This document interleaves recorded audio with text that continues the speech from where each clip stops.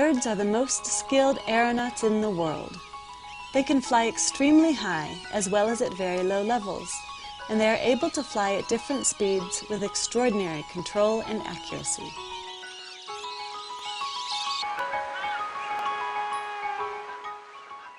In the Galapagos Islands, however, free from natural predators, some birds such as the cormorant lost their ability to fly. Their small wings serve only to keep them warm in the cold waters of these islands. Like others of its family, the Galapagos cormorant becomes waterlogged, no matter how much or how often it may oil its feathers. On land, it is obvious that the remnants of wings, along with the tail, aid in keeping their balance when walking.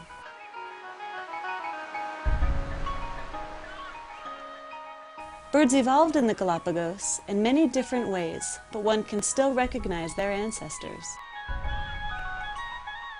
Watching the Galapagos mockingbirds, the resemblance with the tropical mockingbird is still there. Some species, like the vermilion flycatcher or the oystercatcher, did not need to change very much and simply became resident subspecies. But all of them share a common characteristic. They have no fear of man, and obviously there are no natural mammalian predators.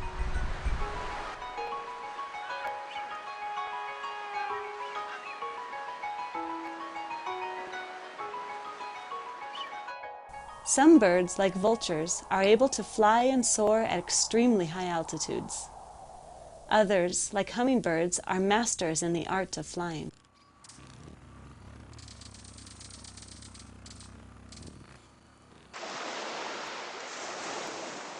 Seabirds rarely come to land except to breed. Some of them are not really even able to perch and must launch themselves into the air from cliffs or trees when taking flight.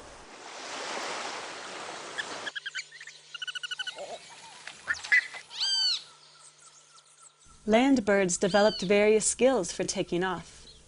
The majority propel themselves with their feet and beat their wings when they start to fly, usually taking off at 45 degrees.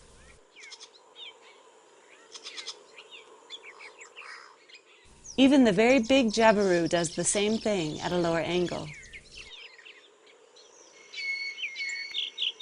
Others jump vertically, flapping their wings downward, such as in the case of pigeons. The southern lapwing. Ducks practice the same technique.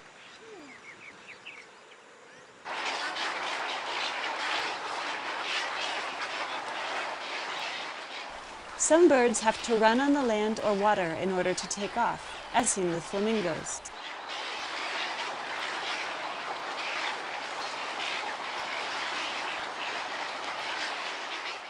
If there is not enough wind, birds flap their wings to create the effect of air flowing below them.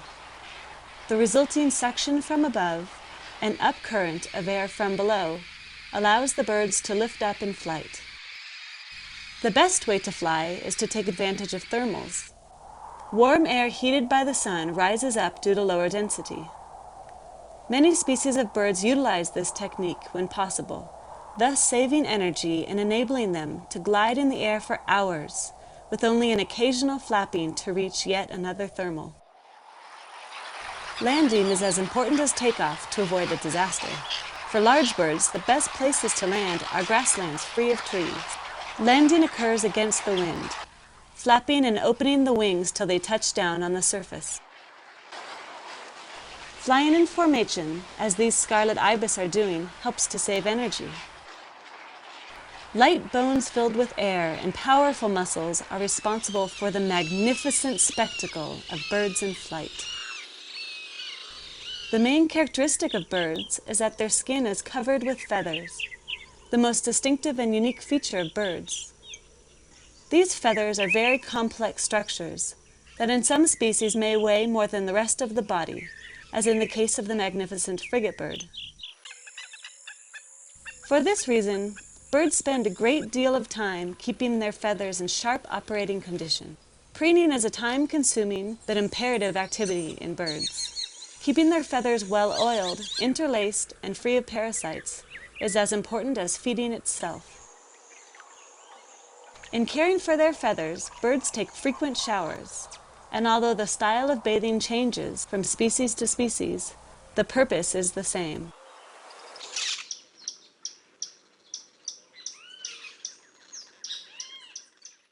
Hummingbirds can beat their wings between 25 and 75 times per second, making the humming noise that gives them their name.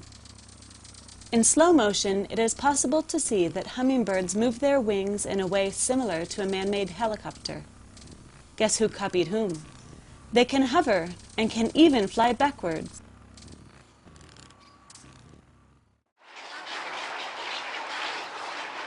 Flying is an extraordinary energy-demanding activity, and birds have evolved many different ways of fueling up to be able to accomplish the task. When it comes to the world of seed-eating creatures, birds have remarkable adaptations. They actually peel seeds to eat the soft and nutritious material inside.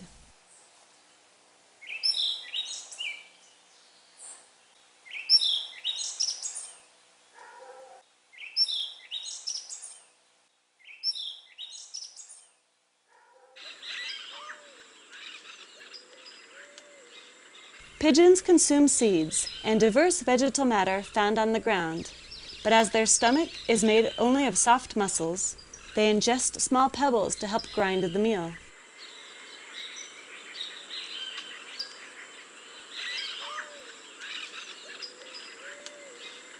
Parrots and macaws can even break seeds covered by hard shells. These birds, however, are able to neutralize this poison by regularly ingesting clay.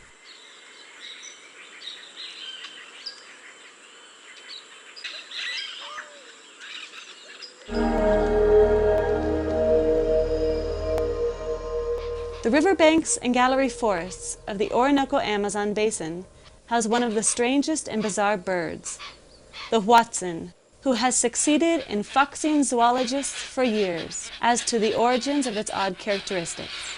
Its voice sounds more like a heavy smoker's wheezing than a bird call. But what makes it unique among birds is that it is the only bird in the world that depends exclusively on leaves as a food source.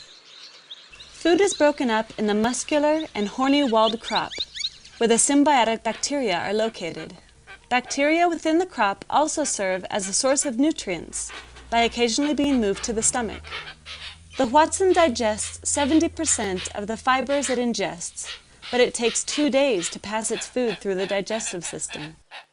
For this reason, and also because its crop is so large, there's not much room left for flight muscles.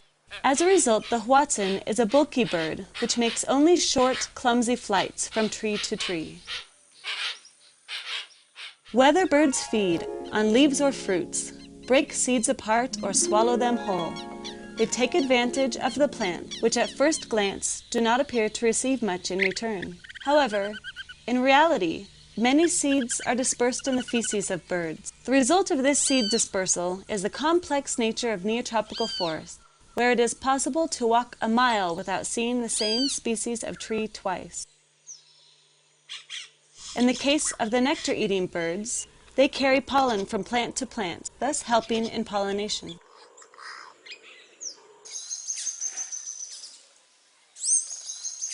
Some birds have a brush-type tongue, such as the bananaquit. The bananaquit is partially omnivorous because it also feeds on fruits and small insects, but at least when taking nectar, it helps to pollinate the plants. This is called symbiosis. The bird receives food and at the same time gives a service to the plant. They both benefit. For this reason, some plants have particular hosts to help in pollination, such as the great flower piercer, an endemic species found on the slopes of the Tepuis in southeastern Venezuela. Flower piercers have a hook on their upper beak to drive a hole at the base of the flower, taking the nectar with their tongue.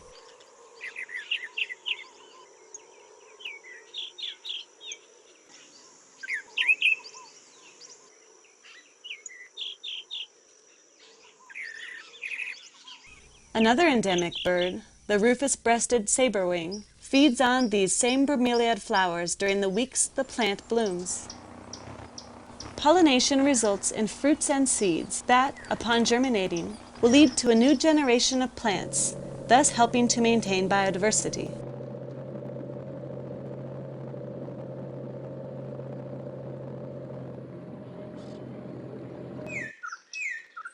Some passerine birds like tanagers and euphonias are mainly frugivorous, but unless they feed on fruits with small seeds, they do not perform much for the plant. If the seeds are not ingested by the birds, they simply fall down near the tree, where their chance to grow is limited in terms of available space.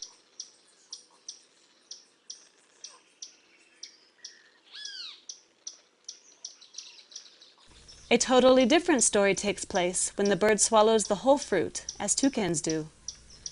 They find a bunch of seeds to fill their stomachs and fly away to digest the fruit in another location.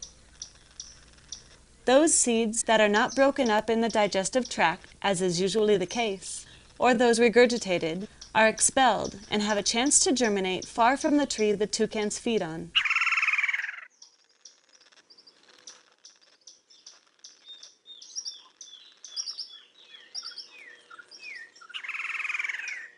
Among these fruit-eating birds, we have extraordinary individuals in the Neotropics, such as the beautiful cotingas.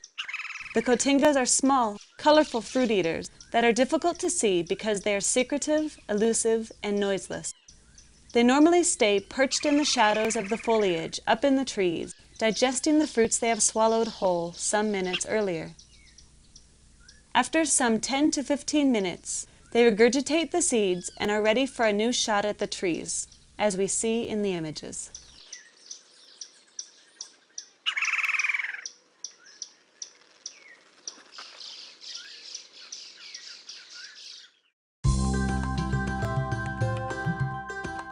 Birds also feed on insects and small invertebrates. Insectivorous birds are probably the largest group among neotropical birds, and the one with the widest adaptations, both morphological and behavioral. Insects, especially in the tropics, are everywhere, and there are small flycatchers that look carefully to find them in any available place.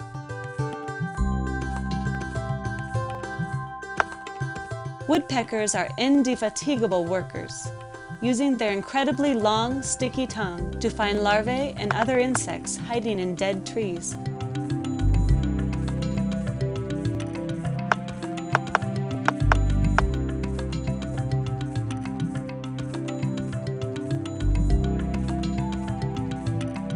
Some flycatchers dive to catch aquatic insects, as is the case of the great kiskadee, or the tropical kingbird.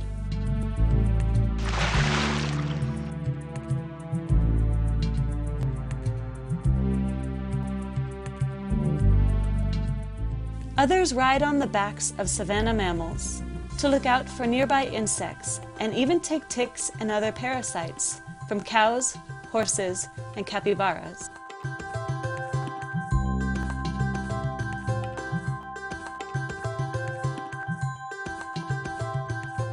Swallows catch insects on the wing.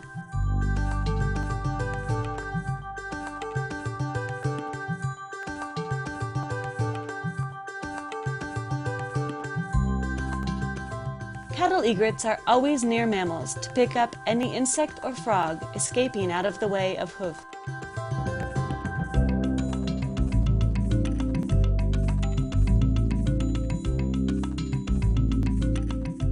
The beautiful sunbittern catches flies and other insects on the edge of ponds and marshes.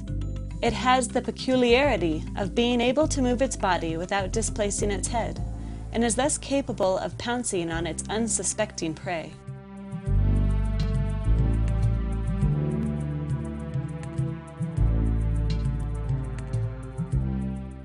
The southern lapwing is constantly on the ground in search of insects on the tropical savanna.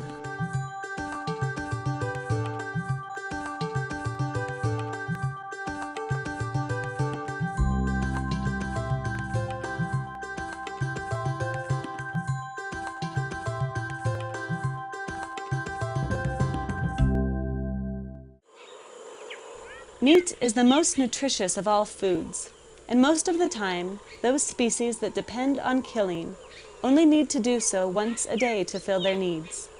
But obtaining their prey is not as easy as one might think. A characteristic of all these birds is a strong beak ending in a hook, with which they can cut and slash their prey. They also have powerful spurs and claws.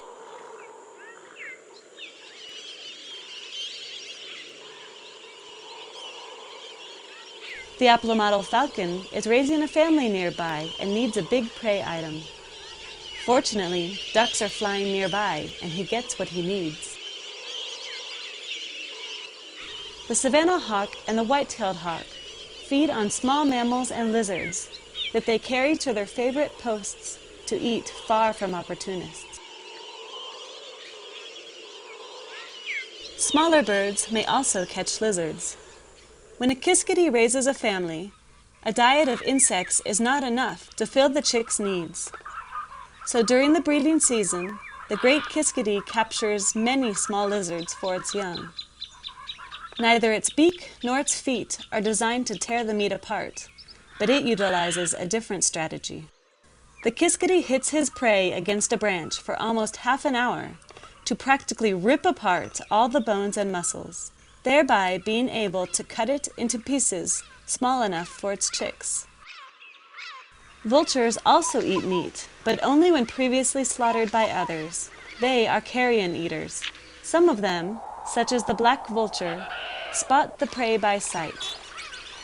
Others, like the turkey vulture, find their food by smell and have the advantage of detecting meat hidden in the forest or the savanna. They are impervious to decomposed meat. Their urine contains a natural antiseptic, and by urinating on their own legs, they are able to avoid infections. They also dry their heads under the sun to be sterilized by the ultraviolet rays. The vultures are so efficient that they can reduce a cow down to the bone in 24 hours. Caracaras are among the most likely to be seen feeding with one another when the carrion is still fresh and before the vultures arrive on the scene. On these occasions, a series of behaviors can be observed that establish a kind of dominance ranking, and this, in turn, determines which individual gets first chance at the food. These behaviors range from simple skirmishes to minor physical attacks, where the dominant male establishes himself as the top bird.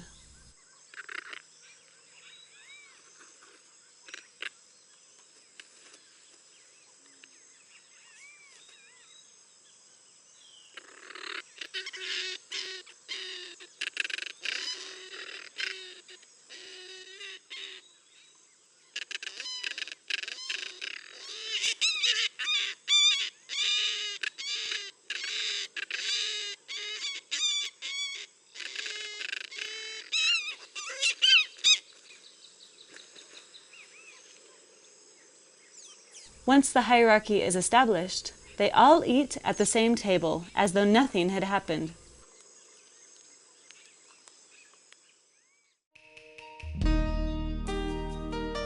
Birds conquered the air millions of years ago, but as the earth is covered by water, some birds, early in their evolution, adapted to searching for food in the water. As a matter of fact, few other animal groups have developed such skills and abilities to collect food in the water as birds have. Some herons stir the water with their feet to move the prey, or walk with large and sensitive beaks open. At the least contact with a prey item, it is captured. After killing it by pressing it between its bill, the prey is swallowed whole.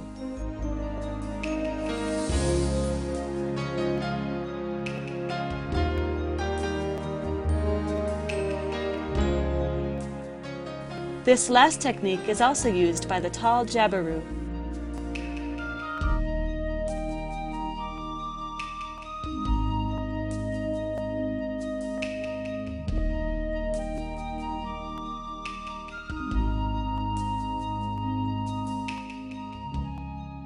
Several members of the heron family scan the water and, upon detecting their prey, they stand motionless until they pounce and capture the fish.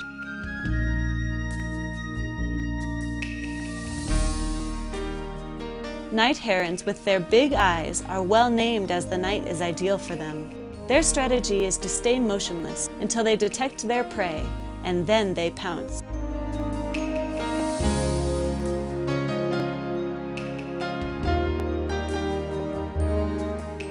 When channels and lagoons dry out in the dry season, storks do not abandon the area until all of the fish have been consumed.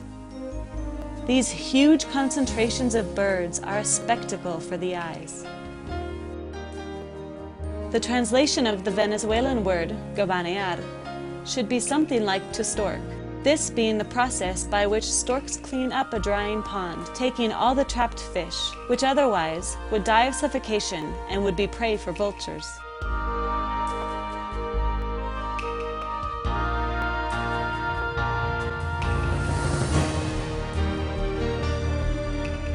Black skimmers, with short legs, long beak, and lower jaw longer than the upper one, skim the water to capture fish.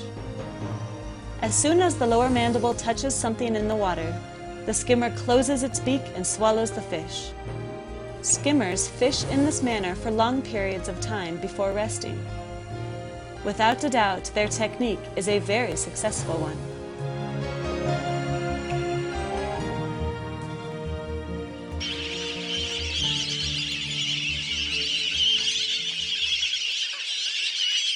Ducks can be found by the thousands on the plains of the Orinoco, where there are both migrant and resident species. The black-bellied and white-faced whistling ducks are the most numerous.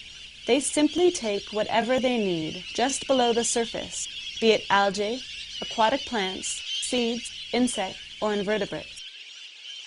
Preening and bathing keeps their plumage oiled and ready for flying, which the ducks do at the slightest sign of danger.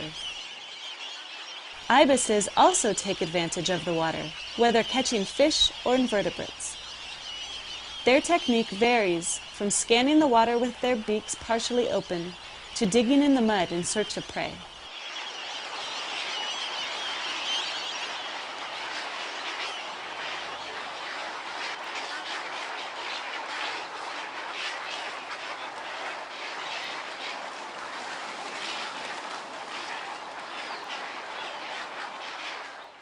The spoonbill displays a particular technique, moving the head continuously from side to side till its sensitive beak touches the prey.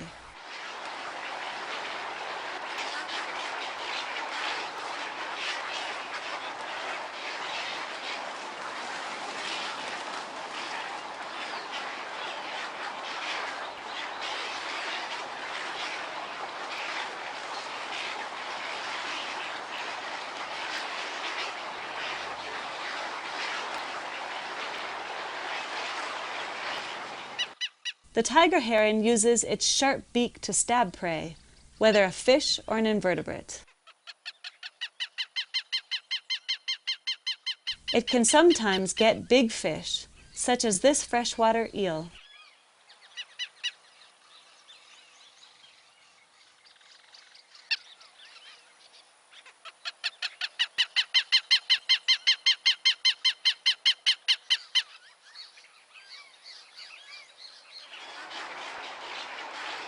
Flamingos hunt for larvae of aquatic insects in the marshes and salt ponds of coastal areas, pumping the water through filtering plates in order to separate out their prey.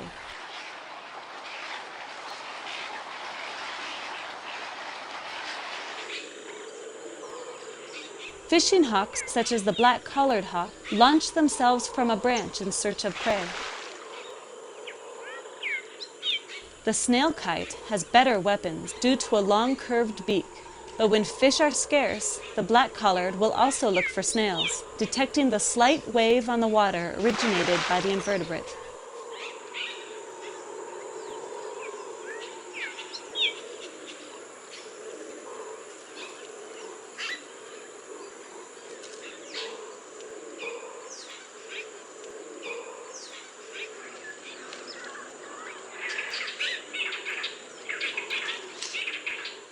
The wattle jacana, with its very long toes, is capable of walking over the aquatic vegetation, scanning for living things to eat.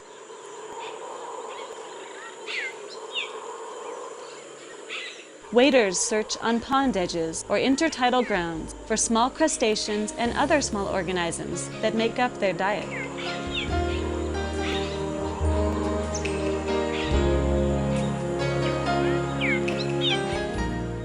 With its long, strong beak, the American oystercatcher is well equipped to attack the muscle of bivalves and can easily open the shells to take the precious meat inside.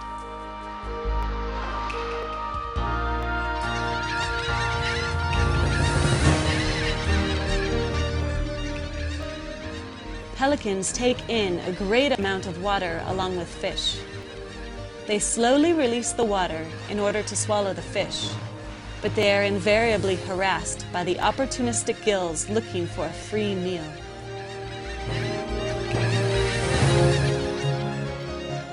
At sunset, the pelicans love to dive in flocks to capture fish.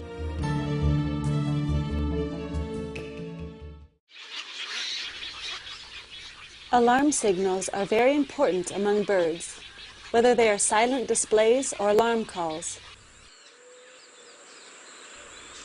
The sunbittern is a spectacular bird that looks like a striped heron. It blends perfectly into the background, but has a secret weapon when it comes to defending itself or spotting a meal. It can spread its wings, simulating a non-existent monster with two false eyes to fool the predator or competitor.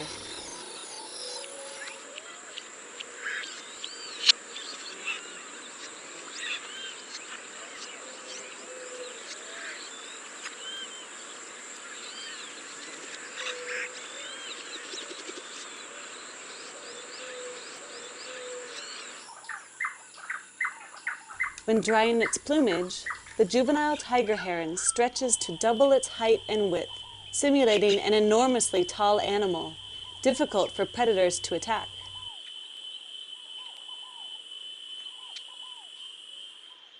Chachalacas are birds that live in family groups, feeding and drinking together. When a possible predator enters the territory, the first alarm call is launched, and a series of replicating, deafening calls sound throughout the neighborhood, causing the alarm of all birds and mammals in the area.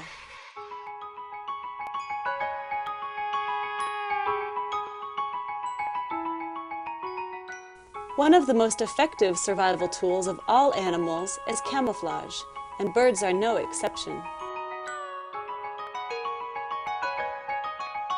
The patoo hunts at night with its wide mouth opened, but during the day it lays on a branch perfectly blended with the tree trunk.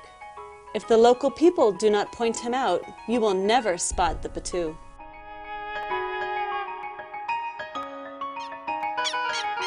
The chicks of the southern lapwing are so cryptic that at the least sign of danger, they shrink to a small ball of feather simulating a cow dropping.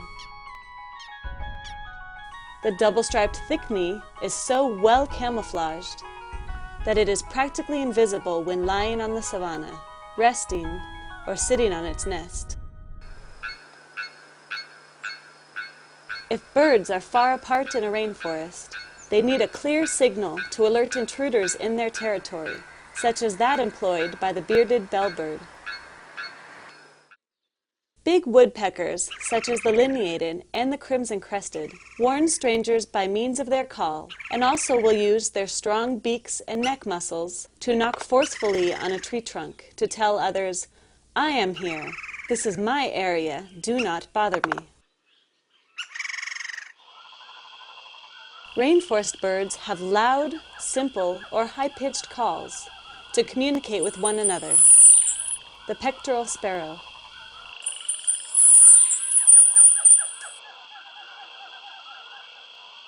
The white bellbird's strong notes.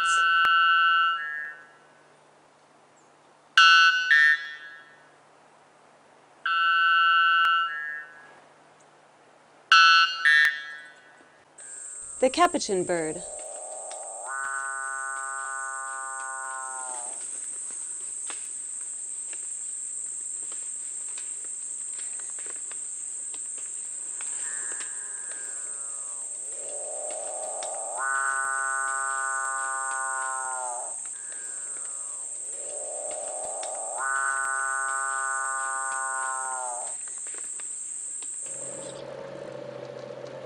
The riparian and gallery forest contain remarkable birds with regard to their calls. The laughing falcon,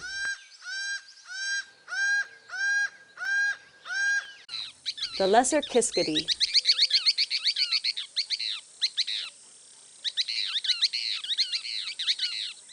the monotonous song of the plain-fronted thornbird,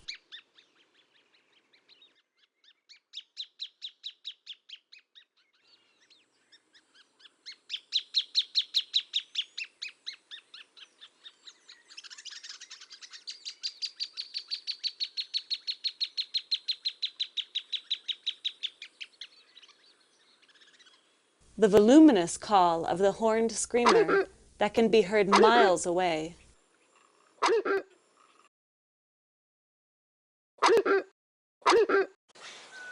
longer calls, such as those of the sunbittern, advise the position of each individual member of the family until they can reunite with one another.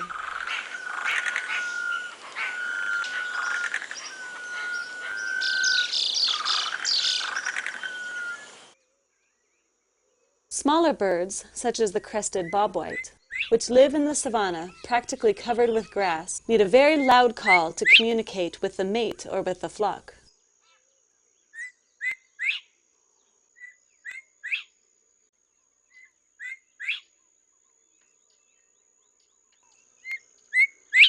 More elaborate calls are heard in the cacique family.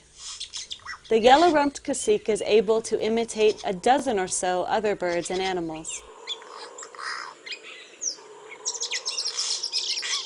The splendid display of the crested orpendula.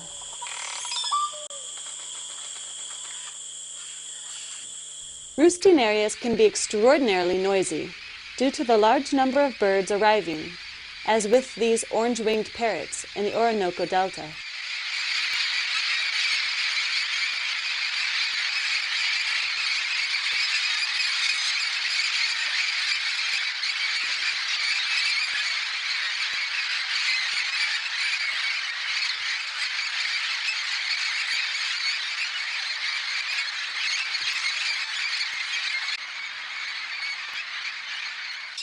Thousands of caciques recorded for the first time in a roosting place in the floodplains of the Orinoco.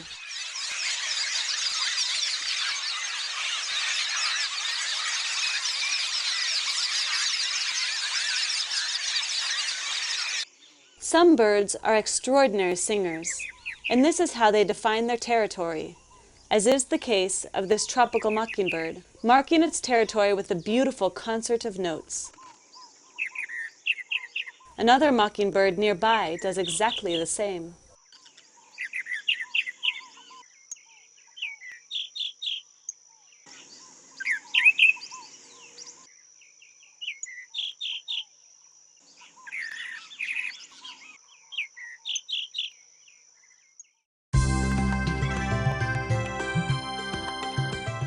Birds are very lightweight creatures that often need to fly great distances to feed, as is the case with the flamingos.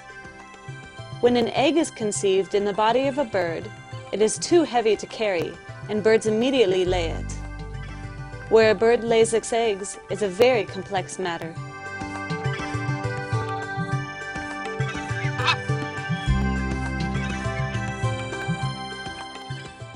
These Nazca boobies in the Galapagos can nest on the ground because they have no enemies around, as is the case with brown boobies in protected reserves, such as Los Roques Archipelago in Venezuela.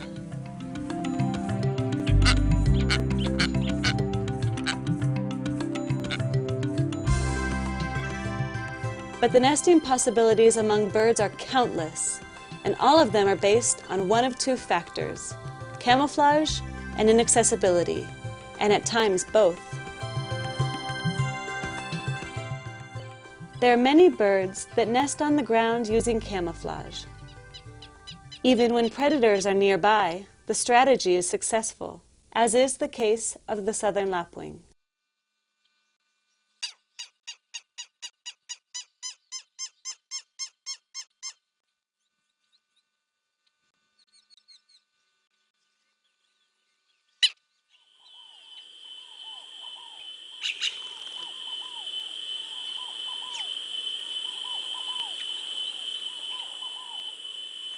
The double-striped thickney lays only one egg.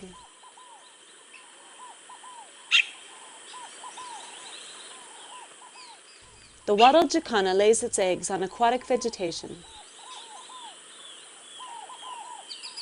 Many birds use holes for nesting. The holes may be natural, dug by themselves, or made by other creatures. The burrowing owl, a species found throughout the Americas, digs in sand dunes or rebuilds armadillo holes. Their burrows can be up to 10 feet long, with several turns prior to the nesting chamber.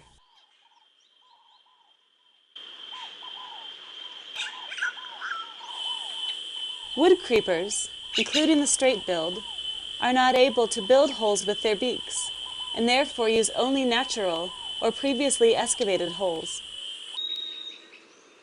Vultures lay their eggs in dead trees, but sometimes they simply lay on the ground.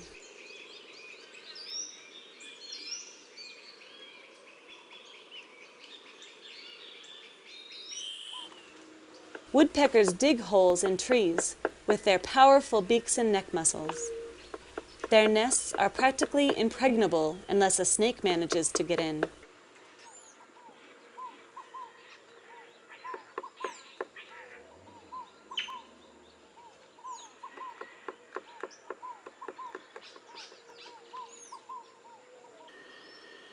The rufous-tailed jacamar digs in abandoned termite nests, sometimes very near the ground.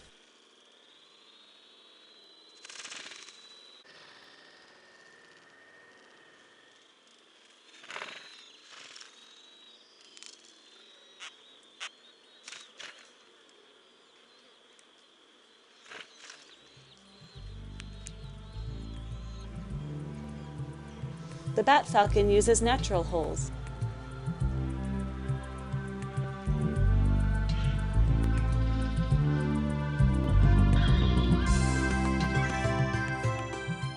Those who build their nest with different materials, whether simple or elaborate, put their nests in hard-to-find places, hanging on slender branches or at great altitudes.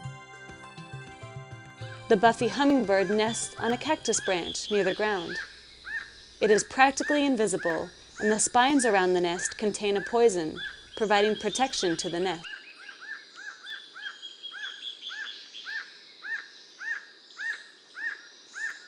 Others, such as the sparkling violet ear, camouflage their nests among branches with the same color as their plumage. Lichens, feathers, and sticky materials are used for this purpose.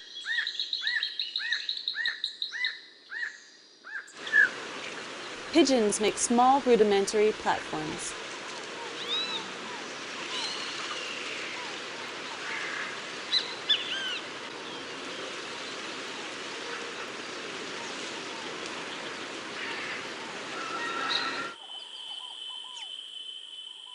Birds of prey make platforms that they rebuild and use year after year. They can be a few feet off the ground or very high up.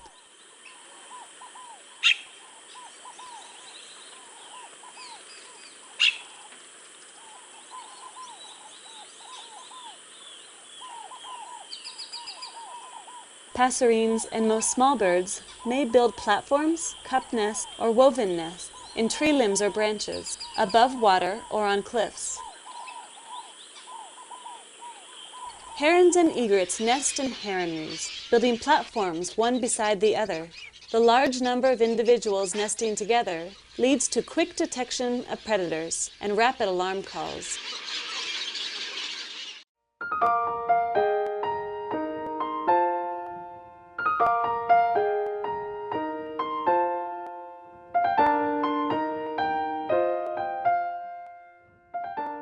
After building nests and laying eggs, birds must brood the eggs and protect them from predators.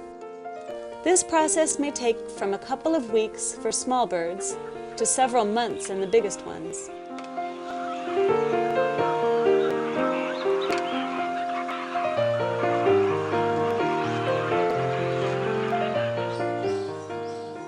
Once the chicks are born, the real job of the parents begins, and is the most energy-consuming task of their year.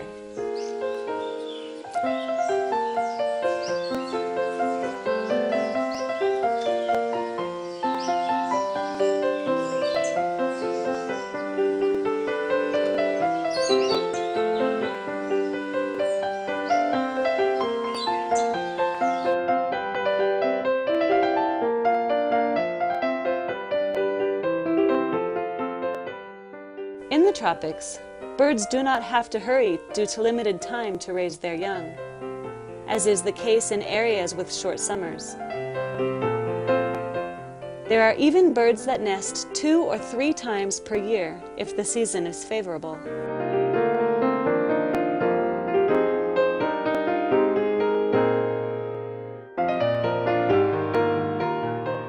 Normally there is a dry season, followed by a wet season, with 2 intermediate periods between them, and there is plenty of time to raise their young, with the exception of some species that lay eggs on the edge of the seasons and are very susceptible to changes, such as the bat falcon. Regardless, birds do not take the time of year for granted. The quicker the chicks grow up, the sooner the noise of their begging will be eliminated, and the higher the likelihood of success for the brood.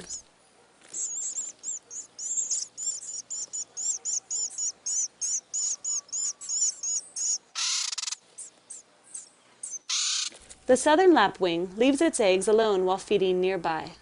If the day is cloudy, they do not bother too much about the nest, because the clouds do the job of shading it. But as soon as the sun shines, they turn their head up to watch it. Then they walk diligently to the nest to shade the eggs.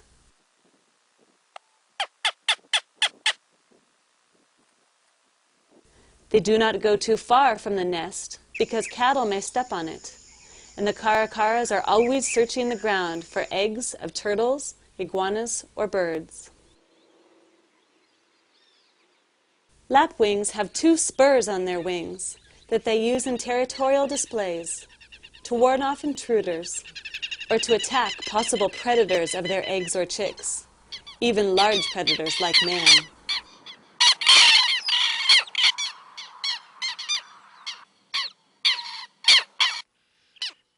They lay up to 4 eggs and start to incubate them when the last one is laid. This is particularly important because it ensures all of the eggs will hatch within hours of each other. Since these birds are nidiphagus, they follow their parents as soon as all of the chicks are born.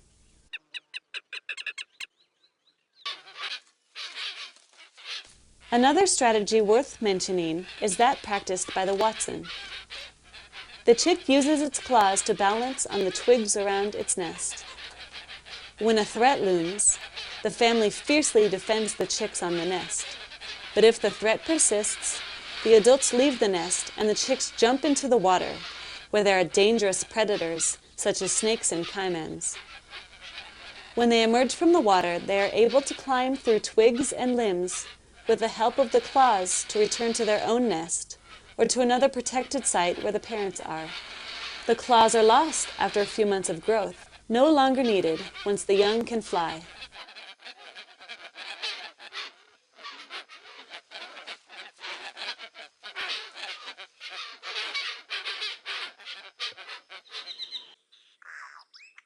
The cacique is a polygamous bird, nesting in noisy colonies that may contain hundreds of nests. The dominant male manages to give instructions to the different females to weave the nests and to lay eggs. Each female makes several nests and lays eggs in each one, going from one to another to incubate and later on to feed the chicks. There are several males in the colony, although only one is dominant. They just send orders to the females of the harem, keep watch on the action in the colony, and chase off possible predators, such as monkeys and caracaras.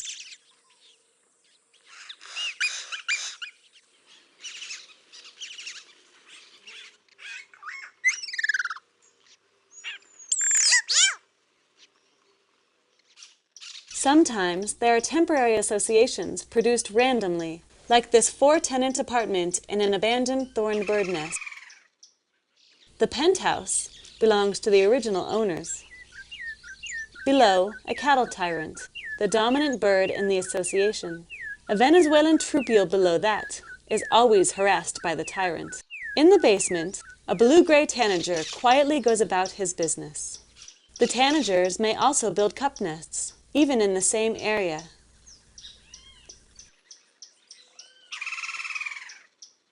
These tanagers are widespread and move freely from the sea level up to 7,000 feet, where they only build cup nests.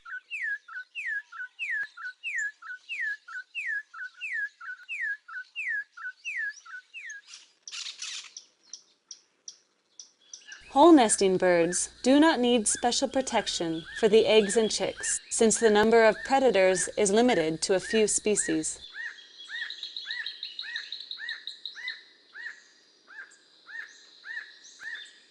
The Orinoco goose nests in tree holes, in which many females may lay their eggs. This is why one often sees a parent couple of Orinoco geese on the savanna, with an exceptional number of chicks behind them.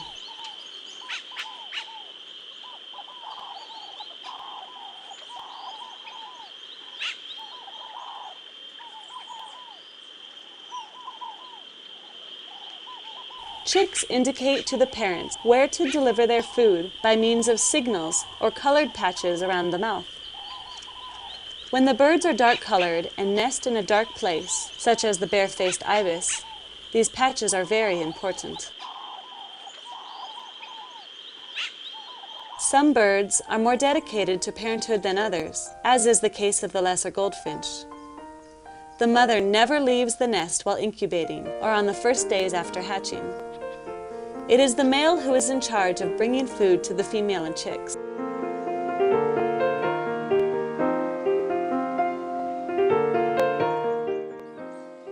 The yellow oriole feeds its chicks in spite of its apprehension of the small camera placed inside the nest to film the nesting procedures.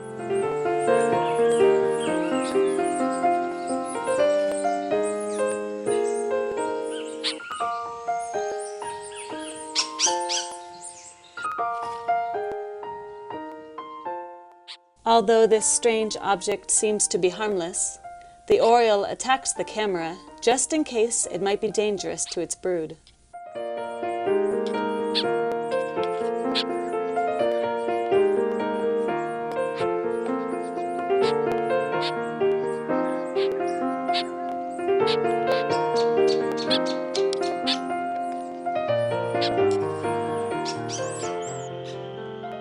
Female hummingbirds do the job all by themselves, nesting and caring for their young.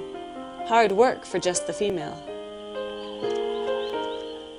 Many birds in the Neotropics use helpers to raise their brood. These are previous year juveniles. They do not reproduce, even if they are sexually mature. They are dedicated to help the mother, and sometimes the father as well, to raise the next brood. This behavior is shown by several hundred species in the tropics. Here, the juvenile brings food while the mother is sitting on the nest.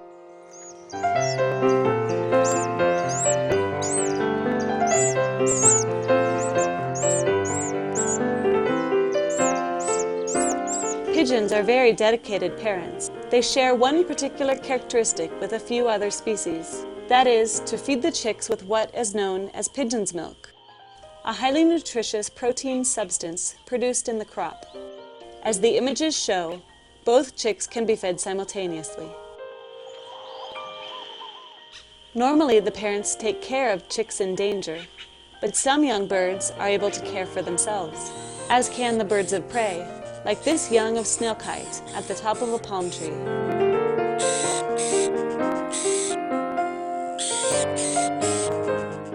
Some chicks are also well fitted for defense, such as the aninga with its stabbing beak. Vultures have the instinct of birds of prey and also a very bad smell. That gives them double protection.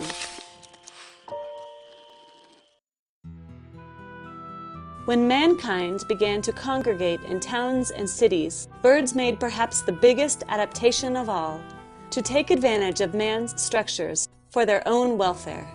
Natural nesting sites are being replaced by man-made constructions, as demonstrated by this common wren nesting in an iron pipe, or this one in a plastic bottle.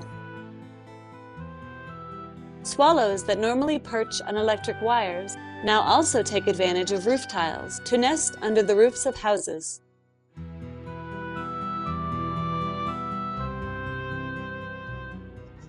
This white-tailed hawk does not have any problem regarding predators, nesting year in and year out at the top of the electricity pylon.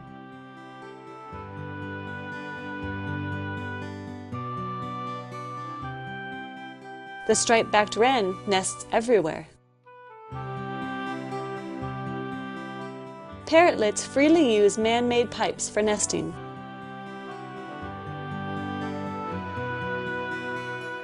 The same is true for this short-crested flycatcher.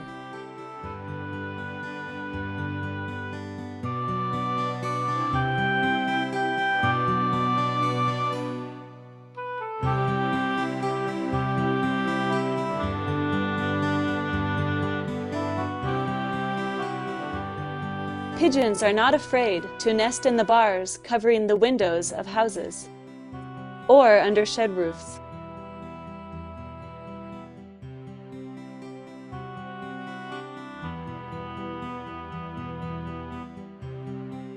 Or even on a corral post.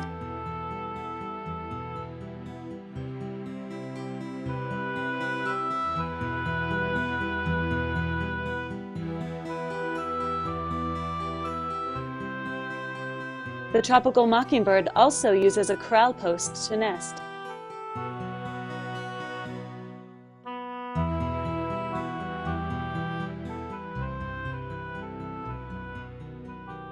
Humankind has brought about the extinction of many species of birds. If we add to that the uncontrolled and exponential growth of the human population, it becomes clear that not only are many bird species in danger of extinction, but a disturbing number of the animal and plant species that contribute to global biodiversity face the same threat, including man himself.